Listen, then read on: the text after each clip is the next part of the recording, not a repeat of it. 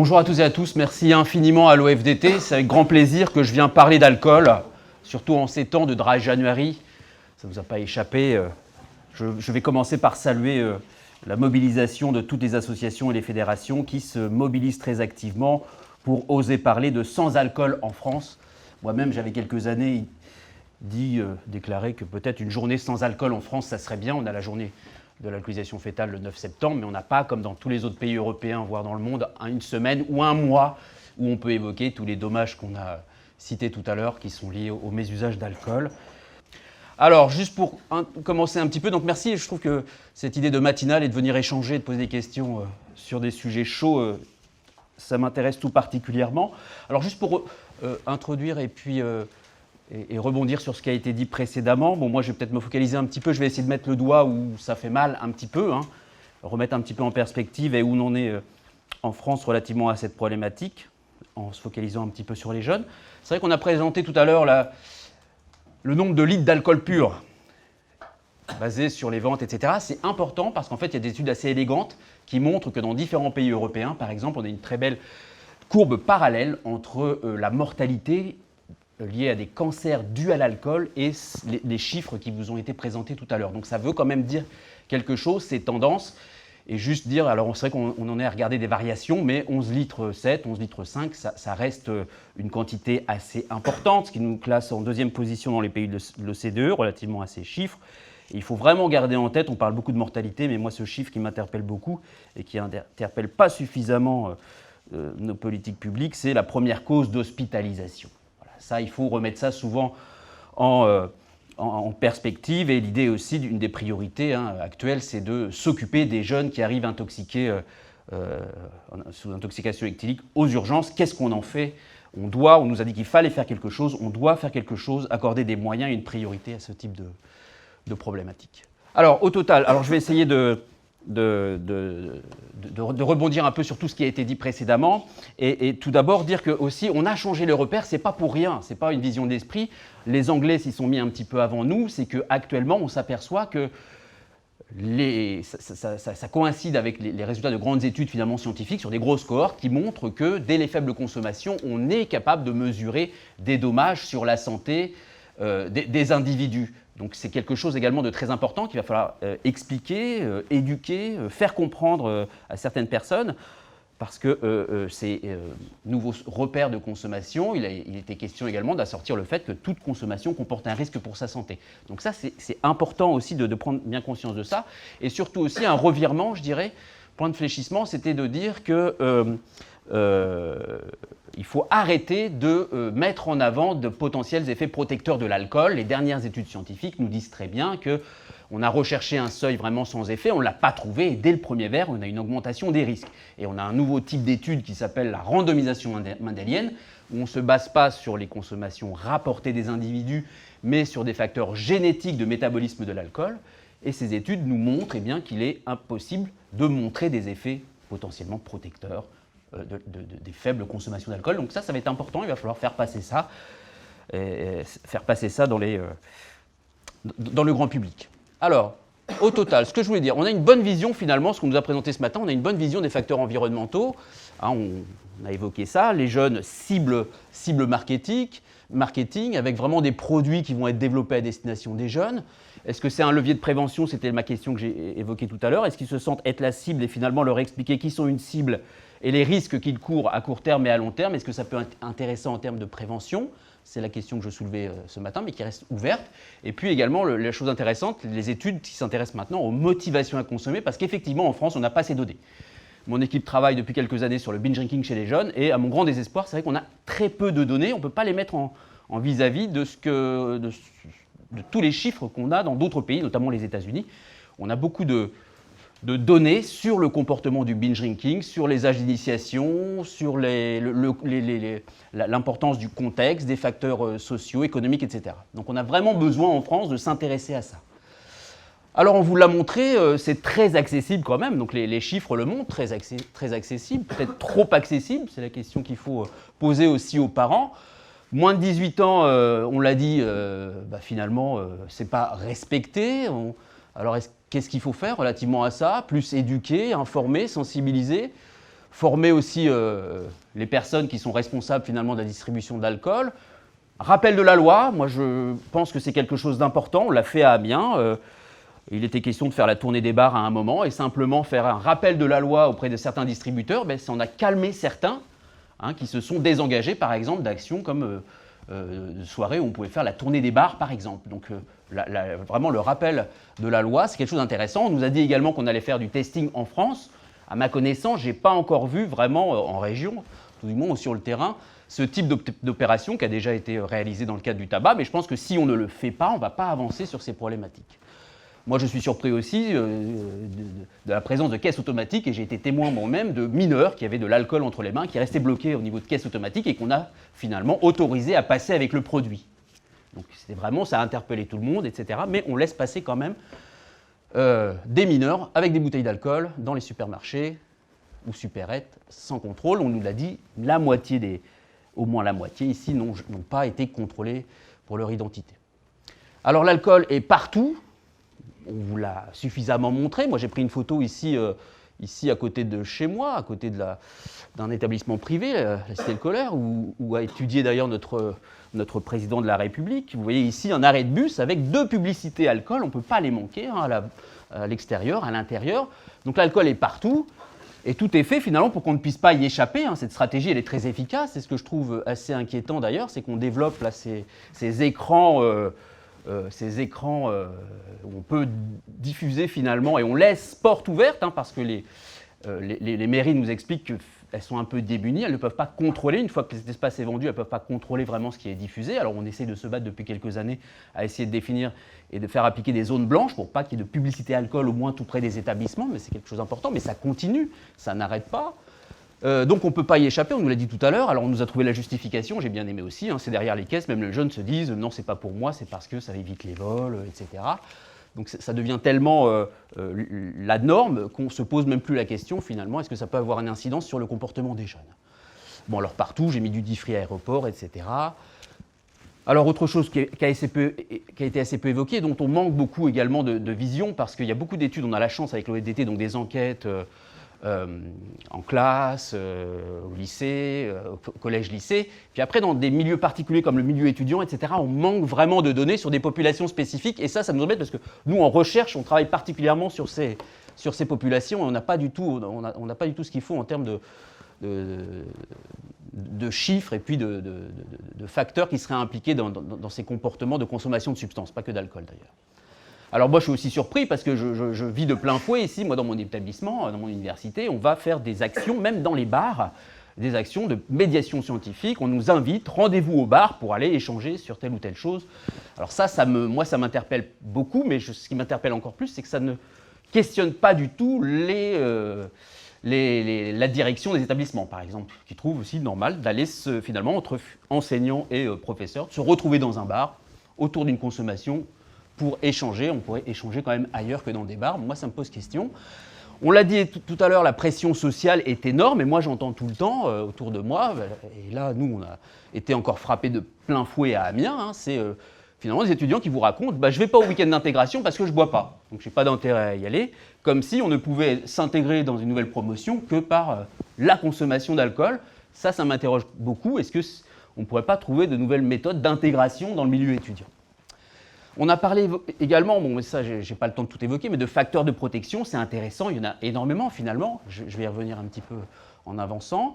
Et puis, ce qui nous pose question tout le temps, c'est pourquoi finalement, alors c'est un peu facile de dire que c'est culturel, on n'est pas producteur de tabac, etc., mais pourquoi autant de différences entre le tabac et l'alcool, alors que les dangers immédiats avec l'alcool sont très important. L'alcool est une drogue, ça aussi, c'est un gros mot de dire ça encore en France. Le tabac est passé dans les drogues, mais pas l'alcool, donc on a encore un travail à faire.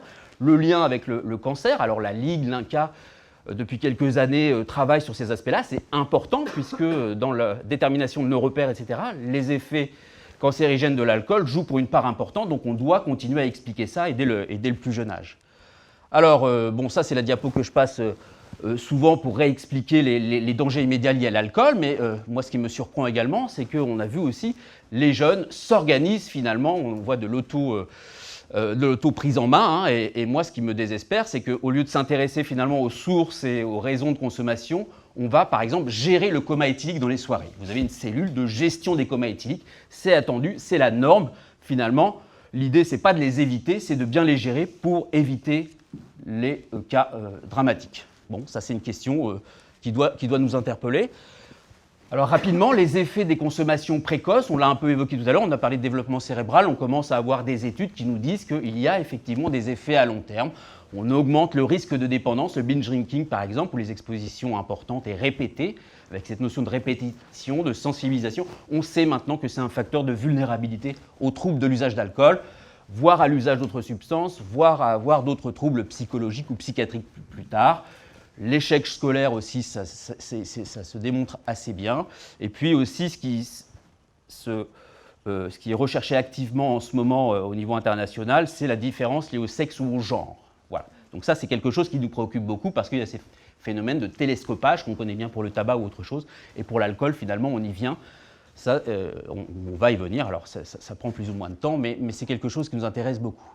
Alors simplement, j'ai pas repris les données qu'on vous a exposées tout à l'heure, mais on sait très bien que l'exposition, et elle est partout, elle est même dans les films, on a parlé du placement, mais là je vous ai simplement sorti une étude, j'ai pris un exemple qui montre quoi? Quelque chose d'assez simple, on a une corrélation positive entre le niveau d'exposition à l'alcool dans les films, là, donc quand on va au cinéma, et la prévalence du binge drinking dans un pays.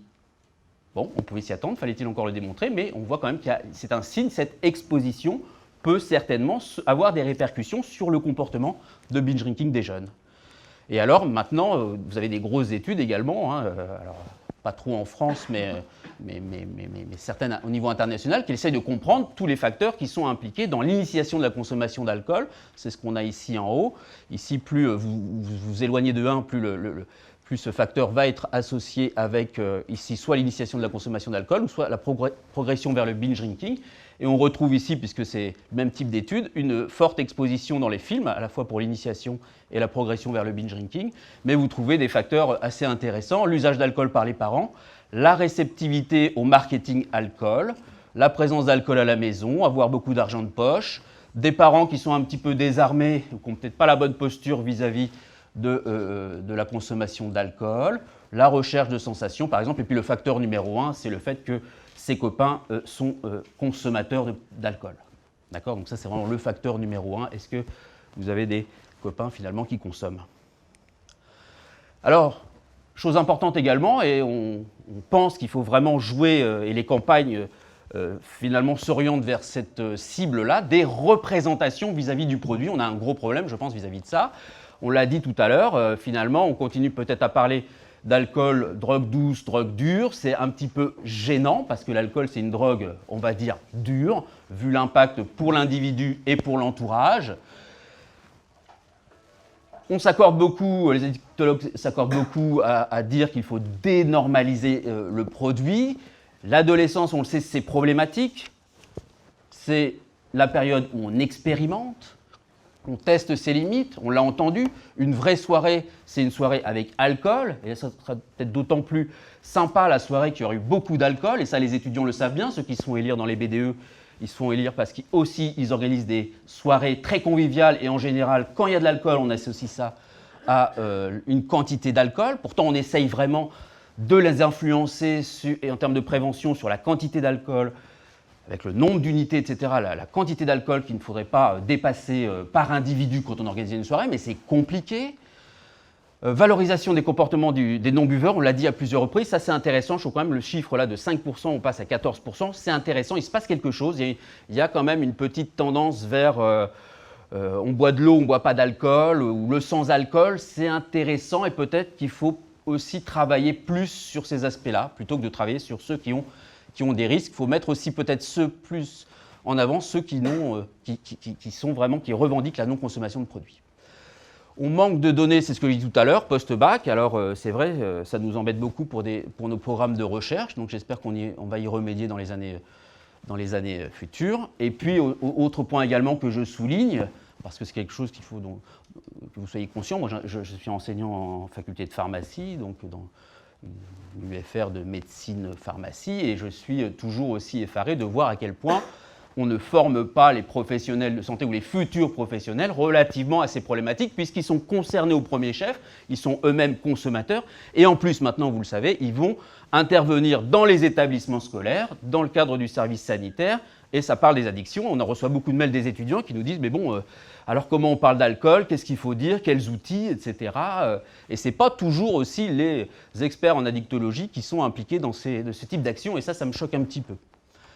Donc comment prévenir, informer, sensibiliser? On n'y arrivera pas non plus si on ne s'intéresse pas aux professionnels de santé et aux futurs professionnels de santé. Alors, contexte actuel, rapidement, bon, faut remettre un petit peu ça en situation. Pas de programme de prévention. Je voulais être provocateur ici. Largement disséminé en France. On y vient, il y a une dynamique, des expériences, des projets pilotes. Bon, on entend parler beaucoup de bien de certains projets comme le Good Behavior Game, où on va jouer sur l'ambiance de classe, la qualité de vie, parce qu'effectivement, il ne faut peut-être pas y aller trop frontalement avec le problème des substances, mais il faut aussi travailler sur d'autres compétences, les compétences psychosociales notamment. On a décidé en France de miser beaucoup là-dessus, c'est intéressant, d'autres pays le font, ou des programmes dont vous avez déjà entendu parler de type Unplugged. Bon, moi je me pose beaucoup de questions parce qu'on pourra toujours démontrer leur efficacité, mais comment on va mettre ça en place dans des territoires, on a parlé des Hauts-de-France tout à l'heure, hein, certains territoires, avec de grosses différences entre les établissements, des niveaux d'établissement, les populations sont différentes. Comment on va faire? Comment on va outiller tous les professionnels de l'enseignement relativement ici à cette problématique qui est assez compliquée? Et puis, ce n'est pas la seule en plus, mais je ne sais pas encore comment on va s'y prendre. Ça j'interroge là-dessus.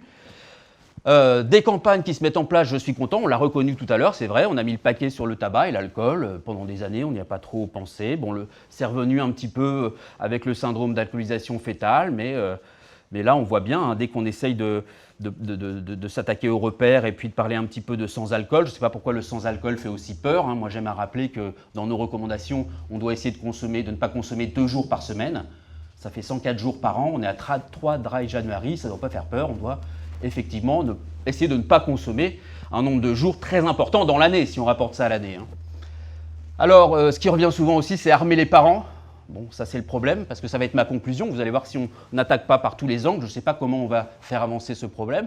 Et puis, désarmer les alcooliers, là j'y tiens, parce que voilà, on s'interroge maintenant, on n'est pas sûr, c'est quoi un lobby, que font les lobbies, etc. Bon, on voit bien que les lobbies sont là, ils sont très actifs, ils ont une longueur d'avance, et que là, si on ne s'attaque pas aussi à cette problématique, je ne sais pas comment on va y arriver, parce qu'ils investissent, pour moi, je trouve, de plus en plus tout l'espace public, et en plus, cerise sur le gâteau, maintenant, hein, depuis quelques années, ils veulent, même plus longtemps que ça, hein, il y a une velléité de faire de la prévention. Donc ça, c'est une question, il faut interpeller tout le monde, il faut interpeller la société. Est-ce qu'on vous trouvez normal qu'on confie des actions de prévention aux alcooliers, aux lobbyistes, etc. L'OMS nous dit non et non. L'industrie de l'alcool ne doit pas être impliquée dans ces actions. C'est clair. Bon, alors, il ne faut pas que je m'énerve. Alors, il faut repérer aussi précocement, ça va être ma conclusion, précocement, parce que oui, en France, les dommages, on les repère souvent trop tardivement, il est souvent un peu tard, donc ça complique encore tout, et puis aussi précocement dans l'âge, au niveau développemental. Donc 2 choses, mais on a un problème aussi en France, c'est que moi je l'ai vécu moi-même, quand on veut mettre en place des actions auprès d'élèves en difficulté, auprès d'étudiants en difficulté, on repère, oui, mais tout de suite ça peut être pris comme de la stigmatisation. Non, on ne veut pas stigmatiser, on veut repérer des problèmes de mal-être d'ailleurs, il ne faut pas attaquer par les addictions, mais de mal-être, et puis on va faire en sorte que la situation des jeunes s'améliore dans leur globalité. Et moi ce qui m'intéresse beaucoup, c'est de travailler sur la qualité de vie. Il faut prendre des échelles de qualité de vie, savoir comment vont les jeunes, qu'est-ce qu'ils font, qu'est-ce qui les motive et comment on peut les aider finalement à diminuer les risques relativement aux substances. Donc je suis un fervent défenseur, mais comme tout le monde je l'espère, d'une approche plutôt globale. Alors on a un autre problème en France, hein, bon je pense qu'on va finir par vraiment être bien pointé du doigt au niveau international, et l'OMS je pense qu'elle nous a repérés là. Je vais reprendre un petit peu les mots qu'avait utilisé la Cour des comptes, hein, je ne sais pas moi, on est dans un pays qui est assez tolérant, voire laxiste, voire complice, hein, quand on laisse les jeunes partir des caisses avec des bouteilles d'alcool fort, même pas que fort, le jeudi soir, vendredi soir et samedi soir. On doit tous s'interroger, hein, on n'ose plus faire des remarques à personne, aux jeunes. Les adultes ont du mal aussi avec ça maintenant, bon, les temps changent. Et puis, on a autre chose, c'est que finalement, même si on ne fait rien, ou etc., quand on fait quelque chose, on est aussi face à des... là, je parlais de lobbyistes tout à l'heure, ou de lobbying, c'est que les messages sont sans cesse brouillés. Si vous êtes sur les réseaux, si vous avez votre feuille Internet tous les jours avec, je ne sais pas, moi, Google Actualité, Yahoo Actualité, etc., sans cesse, l'alcool est présent. Sans cesse. On va vous dire que l'alcool, c'est bon pour telle pathologie, c'est bon pour la repousse des cheveux, c'est bon pour je ne sais quoi. Et tous les jeunes sont inondés de ces messages. Voilà. Et quand arrivent des vrais messages sérieux et importants, ils ne savent plus. Voilà. Donc ça, je trouve que c'est un petit peu agaçant. Il faut lutter contre ça. Alors moi, j'aime ça à dire ça, parce que moi, je suis peut-être là d'abord en tant que chercheur, c'est que ça a même des répercussions sur la priorité accordée à la recherche en France. On est lanterne rouge ici en termes de nombre de publications alcool dans notre pays. Parce que quand on prend des scores ici de tolérance, de laxisme vis-à-vis du produit, eh bien on a une corrélation positive. Plus le pays est tolérant, finalement, moins il va accorder de crédit aux recherches sur une problématique. Bon, ça c'est QFD, on le savait, mais c'est encore bien ici d'être pointé du doigt relativement à la recherche alcool en France. Alors, je vais encore appuyer là où ça fait mal, parce qu'on peut faire tout ce qu'on veut quelque part. Donc moi je suis confronté à ça souvent. Il faut faire quelque chose, ok, dans mon établissement, ok. Mais s'il n'y a pas de volonté politique de la direction et s'il n'y a pas de moyens accordés, donc ça on peut avoir tous les beaux discours qu'on veut, on peut vous présenter les problèmes de prévention qui marchent, mais s'il n'y a pas la volonté, mais moi je dirais plus que ça, il faut inscrire dans la politique d'un établissement la lutte contre le mal-être des jeunes, ou s'attaquer aussi à la consommation de substances, etc. Et si on ne le fait pas, eh bien on va agir peut-être, mais à minima, sauf si on a vraiment beaucoup de problèmes. Et encore, j'en suis pas persuadé, parce que même quand on est confronté à des cas dramatiques, on n'est pas très rapide à mettre en place des choses. Donc ça, c'est assez inquiétant. Et puis, il faudrait peut-être être exemplaire à un moment, parce que faire la morale aux jeunes, c'est bien, mais pareil, si on organise des choses et que la première chose qu'on fait quand on organise quelque chose avec l'étudiant, c'est sortir une bouteille de champagne, fêter des choses sans avoir une promotion aussi du on peut boire autre chose et faire quelque chose, c'est compliqué en fait. Donc ça aussi, pareil, on n'y pense pas. Il y a des choses simples à faire, mais les adultes, moi je me mets dedans, si on n'est pas un petit peu exemplaire, et moi je vais m'inscrire au Dry January et je vais le faire, je vais communiquer là-dessus. C'est vraiment très important. Moi, je suis confronté tous les jours à ça. Il faut montrer l'exemple. On a besoin, c'est clair, d'une stratégie nationale là-dessus, parce qu'il faut agir à tous les niveaux. Il faut une stratégie individuelle et une stratégie environnementale, on vous l'a dit. Alors, je ne vais pas vous faire des beaux discours, etc. Moi, je prends un seul exemple, c'est les Américains. Au niveau universitaire, au collège, là, ils ont fait un grand programme d'intervention basée sur les preuves, donc ça aussi j'aime bien, on adhère à tout ça.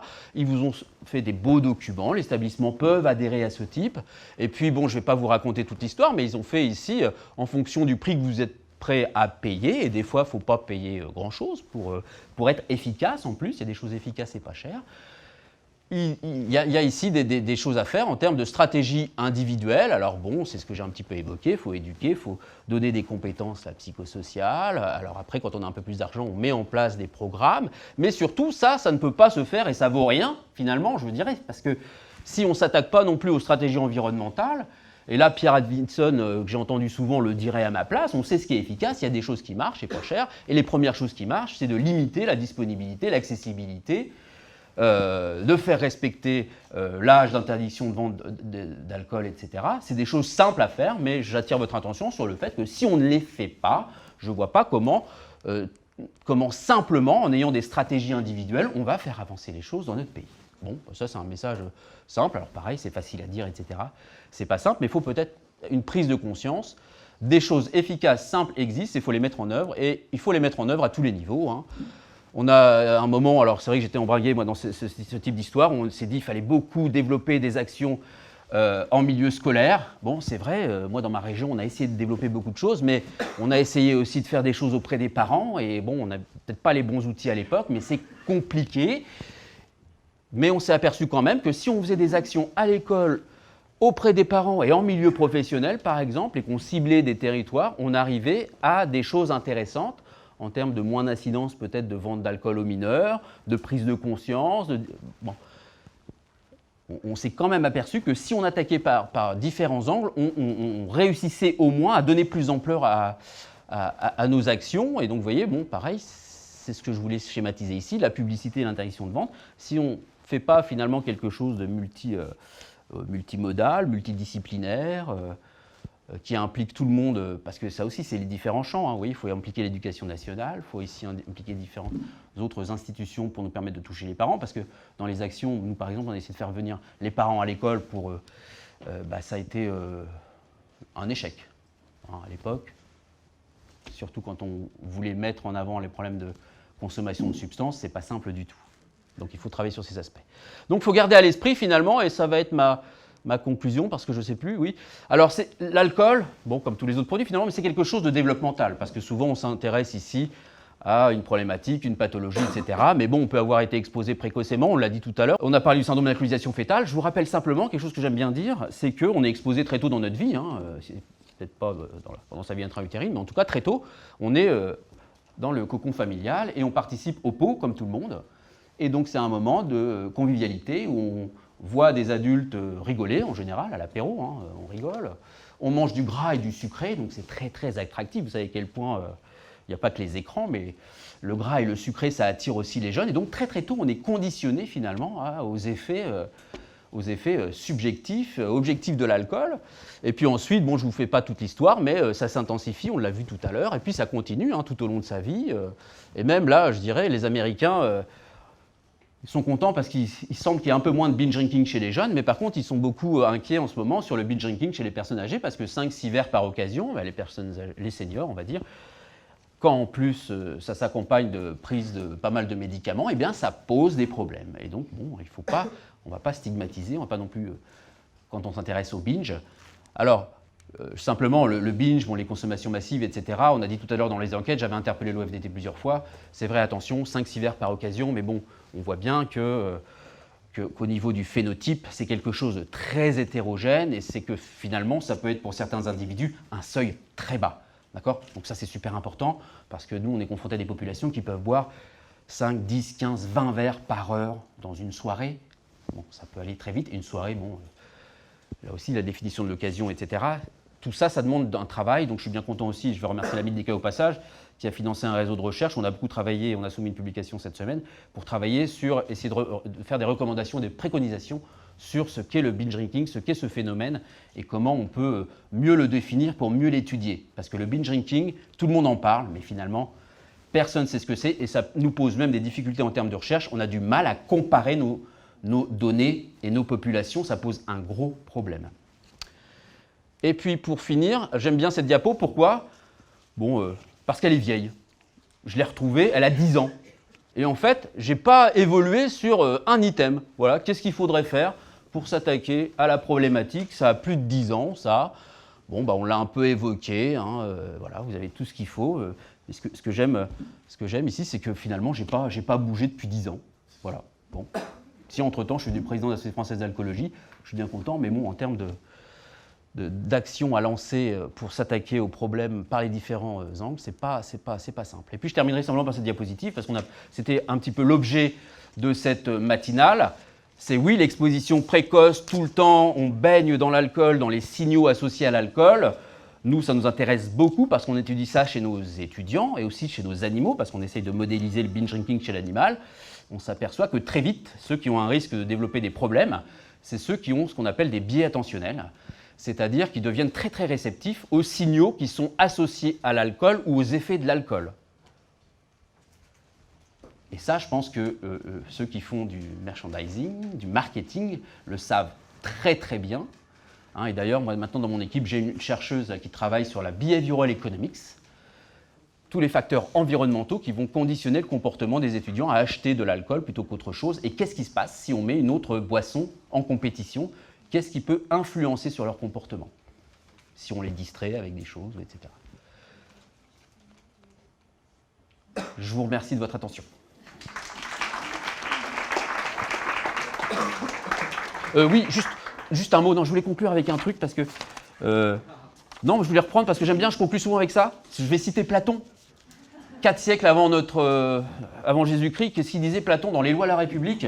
N'interdirons-nous jamais la consommation de vin aux moins de 18 ans pour ne point ajouter de feu au feu.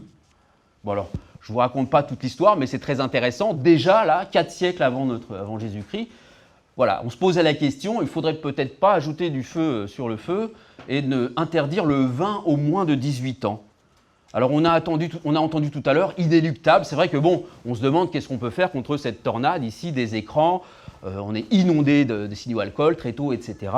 Eh bien, l'idée quand même, c'est le mot-clé finalement, ça va être retardons, hein. Retardons, parce que des études montrent quand même que retarder d'1 an, ça diminue de 10% quand même. À chaque année, on retarde, on va gagner 10% de risque en moins de développer un trouble de l'usage d'alcool. Voilà. Beaucoup.